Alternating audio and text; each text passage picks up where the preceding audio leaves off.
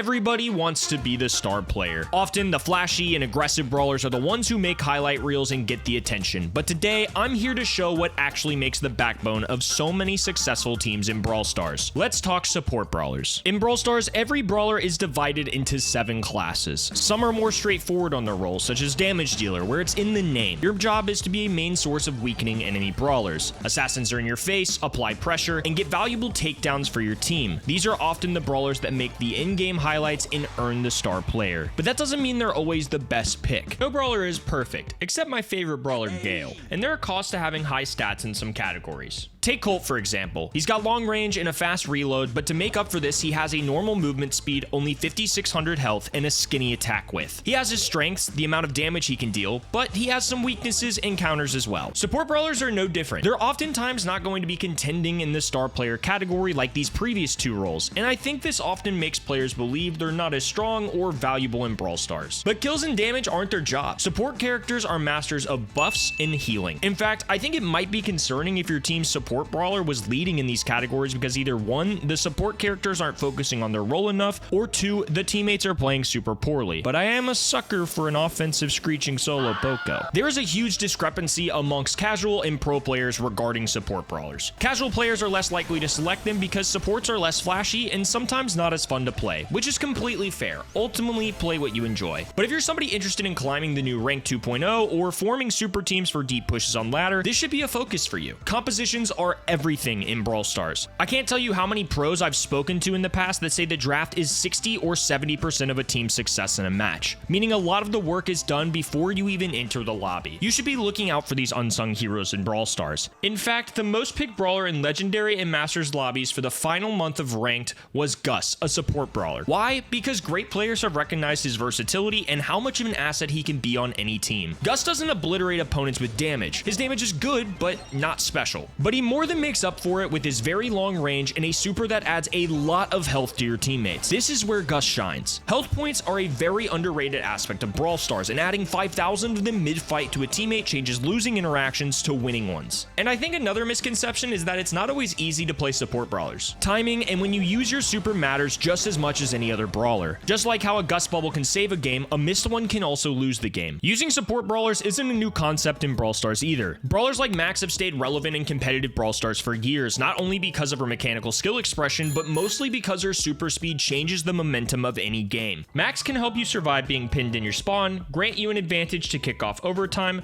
be a dependable gym carrier that's tough to bring down, and so much more. Despite her lack of damage and lower HP, Max has stood the test of time due to what she can bring to her team. At a pro level, support brawlers are a crucial piece to winning strategies, and I want to talk about a couple of the best in the meta right now so you can take advantage of them in your own games. Barry was banned 35 times in the opening monthly finals for 2025. That's 4th out of 87 brawlers. But what's even scarier is his win rate. As the 3rd most played brawler, he won 75% of his matches, and considering how many times he was played, that is mind-blowing. And when you watch Barry at a pro level like the monthly finals, he's not some 10-kill monster. I think an example is the best way to show this. Let's take a look at EMEA's first monthly final champions, SK Gaming. SK were down 2-0 in sets, but pulled off a reverse sweep that started on dueling beetles. Yashi is piloting Barry. Notice how little he is attacking the enemies. He knows that Draco and B are much more suited to deal damage, so he aids them by healing them. When he charges his super, he's not necessarily attacking. He often lines up with his teammates to give them a walkway. Now, Yashi still had to rely on his teammates to do their jobs too. Every person has to fulfill their role for this to work. Joker hit his shots, and Ope was great at getting in enemy territory, but Barry made their lives much easier. Even though Yashi didn't get star player, it's safe to say that he was a huge reason for his team's win in the set. A big surprise to me during the monthly finals was Poco, who was banned 11th most. Poco dishes so many team heals between his gadget, super, and hypercharge. Let's jump into a good example of Poco, with Reject, who ended up getting 2nd in the East Asia monthly finals. This game is from Reject's quarterfinal match, and it's on open business where it's win or go home. Batman opens up by gadgeting Stu. He knows that Juju is one of the tougher brawlers to deal with in the meta, but he has Stu on his team, so he feeds him the gadget and lets him loose. Stu up close is going to be able to deal with Juju much better than Poco can. After, Poco focuses on charging his super. He's got easy opportunities on the slow-moving Frank to his left, gets the additional shots onto the Melody charging at him, and before the other team knows it, sends a wave of healing to preserve himself and his team for the entire fight. Now they have complete control, a lead, and an advantageous position for the rest of the game. Again, he wasn't the star player, but it's safe to say he was a key contributor to the win and Shu's success. Even Byron, a less played brawler, had a 60% win rate as one of the top 20 played brawlers in the monthly finals. This all shows that support brawlers like Gus, Byron, Barry, and Poco do the dirty work so the more aggressive brawlers can make the highlights and ultimately lead you to winning more games. With the new balance changes, Barry still seems to be one of the strongest brawlers in the game after receiving no nerfs. Gus is still stable despite his small nerf, and other support characters like Poco and Max should still be in the mix. All of these brawlers are worth pushing and upgrading in Season 35, and one to keep an eye on is Colonel Ruffs, who got an increased hypercharge damage and shield from 10 to 15%, which could make him more relevant as well. All of these brawlers are worth pushing and upgrading for Season 35. Watch out for these brawlers at Pro Play and in your Rank 3.0 matches, especially if you're a higher rank. Now, this isn't an argument to play support brawlers everywhere. You still have to be smart about your drafting, and the brawler has to have some kind of baseline of at least being good. Sorry, Doug. Factors like your teammates and opponents' brawlers, the map, and the mode matter. This is an actual ranked game that I play with my homies Juan and Harud last season of Ranked. The opposite team drafted Gray,